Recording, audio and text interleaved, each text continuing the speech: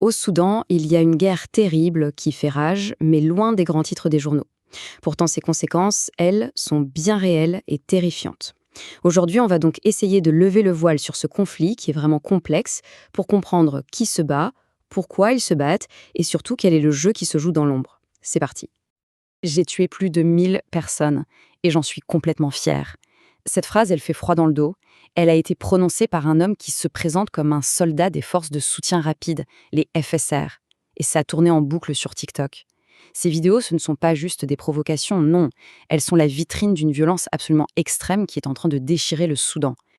Et il ne faut pas croire qu'il s'agit juste d'une espèce de guerre de propagande sur les réseaux.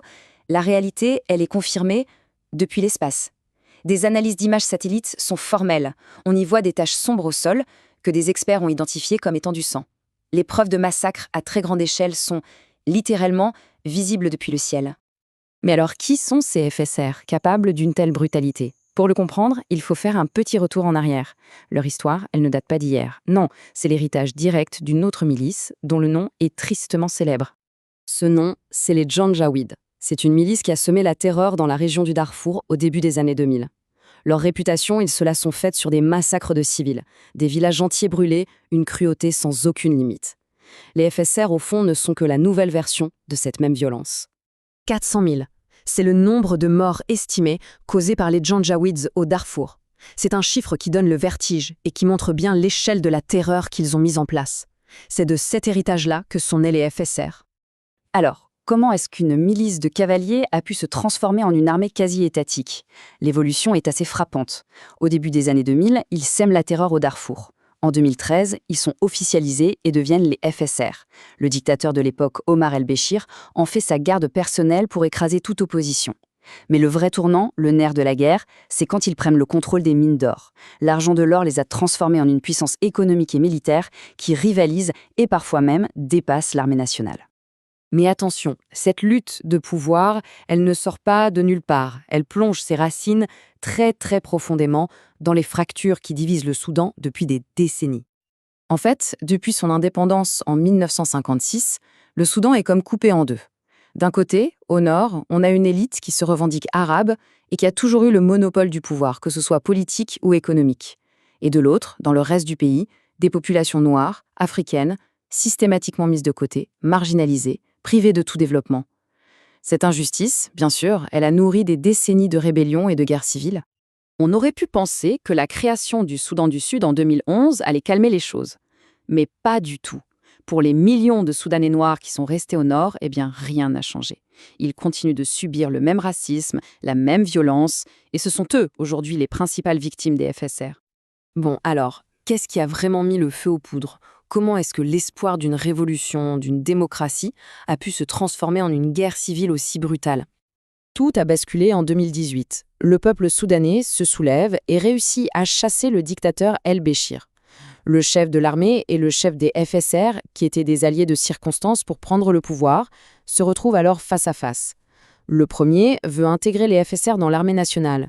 L'autre, le chef des FSR, refuse évidemment de perdre son pouvoir et son indépendance. Et voilà comment l'ambition de deux hommes a suffi à plonger tout un pays dans la guerre.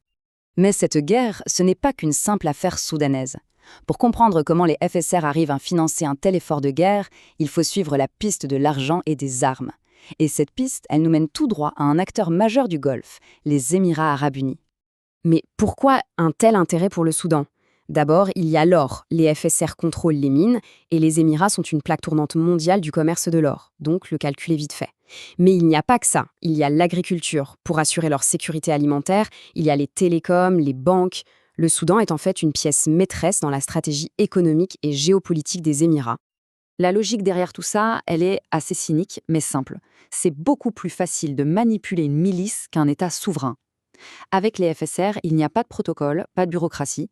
Les Émirats peuvent échanger des armes contre de l'or, directement, dans l'opacité la plus totale. Et ça leur assure de pouvoir continuer à protéger leurs intérêts. Mais derrière tous ces jeux de pouvoir, ces calculs économiques, il y a la réalité du terrain. Et cette réalité, elle est faite de souffrance et de mort pour des millions de civils qui sont pris au piège. Le symbole de cette tragédie, c'est la chute récente de la ville d'El Fasher. Imaginez, un siège impitoyable de 18 mois. Puis, les FSR ont déferlé sur la ville. Les témoignages qui nous arrivent parlent de massacres de masse, d'exécutions sommaires. C'est une catastrophe humanitaire qui est en train de se dérouler là, sous nos yeux. Et attention, ces violences ne sont pas le fruit du hasard. Elles ciblent délibérément des groupes ethniques spécifiques. Les Fours, les Mazalites, les Agawas, autant de tribus noires africaines qui sont systématiquement pourchassées et tuées. Le mot est lourd de sens, bien sûr, mais de plus en plus d'observateurs l'utilisent. Ce qui se passe au Soudan ressemble à un génocide. Et face à cette horreur, face à ces accusations de génocide, il y a une question qui reste en suspens, une question lancinante. Où est l'Union africaine? Où est la communauté internationale? Ce silence assourdissant, c'est peut-être ça, la plus grande tragédie de cette guerre invisible.